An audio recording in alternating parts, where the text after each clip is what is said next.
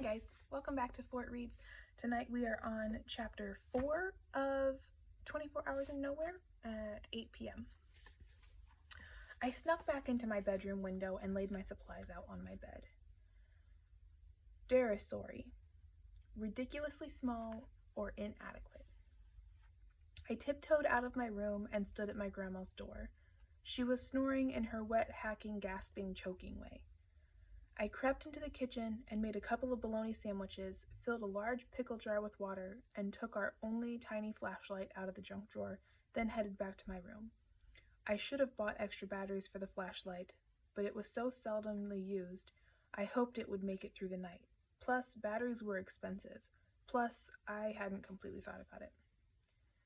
Someone jumped out of my closet, and I shrieked in the most embarrassing way.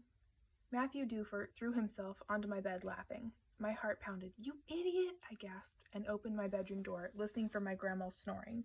It still sounded like someone was gagging her to death in the next room, so I closed my door. "Is this seriously what you're going to use to go into the mine?" Matthew tossed my small hammer down on the bed. "It's all I've got." I pulled off my t-shirt and pitched it into my clothes hamper.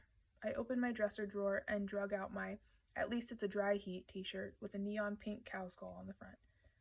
My grandma had picked it up for herself at an old Western theme park several years ago and had given it to me when it grew a small hole in the side. "Thanks, Grandma." "What are you doing here anyway?" "Bo sent me. He wants to make sure you don't go spray painting a rock or something." Why hadn't that idea occurred to me? Well, it was too late now. "You're going into the mine with me?" He shrugged. "Yeah, I'm your supervisor for this night." "You always do what Bo orders you to do?" He pushed his wavy, overgrown, light brown hair back from his eyes. The only way to get a haircut in Nowhere was to pay Mrs. Jensen $10 or cut your hair yourself. There wasn't much difference in the quality of haircut, so most people cut their own hair. "It's better than eating a chola." I glared at him. "No, it's not." His smile faded, and I suddenly remembered when Matthew and I were in second grade and he had naively handed out cheesy Valentine's Day cards to everyone. The one he'd given me had said, "I'd be lying if I said you weren't sweet," and had a picture of a cartoon lion on it. He had been teased relentlessly for those cards, especially by Bo, who, even back then, was a bully. I had found Matthew in the bathroom at lunchtime, crying in a stall.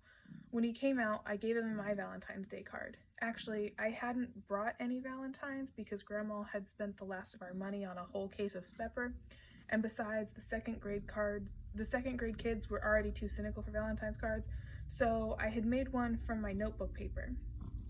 I had written on it, "I'd be lying if I said you weren't a great friend." He'd wiped at his freckled cheeks and smiled at the card. "Do you mean it?" he said. Matthew pushed me, and I fell off my bed. "You don't know what you're talking about, Gus. Anything's better than that." I stared at him. "What kind of friend forces you to do things, especially things that could kill you? Just shut up and get ready and go." He grabbed my backpack and threw it at me. I emptied the Twinkies into my bag while Matthew scoffed again at the hammer and chisel. "You're never going to find anything with this stuff." "Oh, do you have a jackhammer with you?" "Do you even have a lantern?" He picked up the tiny flashlight. "How are you going to hold this and dig at the same time?" I snatched the flashlight out of his hands. "I'll hold it in my mouth, I guess." Matthew shook his head. "Well, at least you've got pickles. That'll be a big help." "It's water. Did you even bring water? You'll die of thirst before we even get to the mine." Matthew shrugged. "I'm like a camel." "No, you're not." I snuck back into the kitchen and filled a jelly jar from the faucet. My grandma constantly saved old containers to store leftovers, since we couldn't afford that fancy plasticware stuff, as she'd always said with such disdain. Like fancy plasticware was the reason we were so poor. We had so many old containers at this point, I wondered if she was planning on using old margarine and whipping topping tubs to battle zombies in the apocalypse. I went back to my room, where Matthew was busy rummaging through the backpack. "Couldn't you at least have bought some red vines?" he said. "I hate Twinkies." I handed him the jelly jar. "Nice. Do you have any peanut butter to go with it?" "Just be glad you have any water at all." I snatched my backpack away from him. "So stupid thinking you could walk 5 miles in the desert with no water." I mumbled as I slipped my backpack over my shoulders. And there's no way I'll be sharing my snacks with you. I pointed my finger at him to make sure he knew I meant it. Plus, it made me feel tough. Hey, I'm not the reason we're heading there in the first place. That was your stupid idea.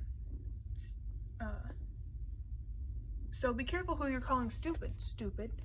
Matthew climbed out the window. I looked around my room for a second, wondering if this was the last time I'd ever see it. I was surprised to find it didn't make me feel sad at all. I felt nothing about it. Nothing at all. I climbed out the window and closed it quietly. How long do you think it'll take us to get out there? Matthew asked. It's about 2.5 miles to the other side of Hollow Mountain, so I'd say about 45 minutes at most. So we headed out into the dark desert, the pickle jar of water sloshing around loudly in my backpack. Short chapter. Have a good night, guys.